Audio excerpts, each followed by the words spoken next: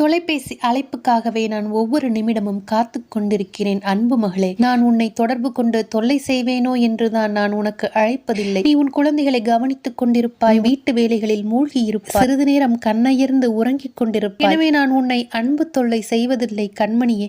ஆனால் நான் ஒவ்வொரு நிமிடமும் உன் தொலைபேசி அழைப்புக்காக காத்து கொண்டிருக்கிறேன். சாப்பிட்டாயா அம்மா என்று நீ கேட்கும் அந்த கேள்விக்காகவே நான் சாப்பிடுவேன் கண்ணம்மா. உடம்பை பார்த்து கொள்ளம்மா என்று நீ கூறும் அந்த அன்பு கலந்த ஒற்றை சொல்தான் அம்மா என்னை பார்த்து கொள்ள எனக்கே தோன்றுகிறது.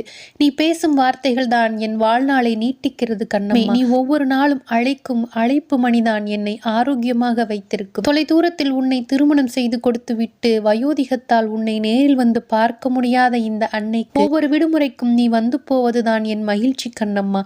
மற்ற அனைத்து நாட்களும் உன் தொலைபேசி அழைப்புக்காகவே காத்து கொண்டிருப்பேன். அன்பு மகளே, 1000 வேலைகள் இருந்தாலும் அம்மாவுக்கு அழைக்க மறந்து விடாதே.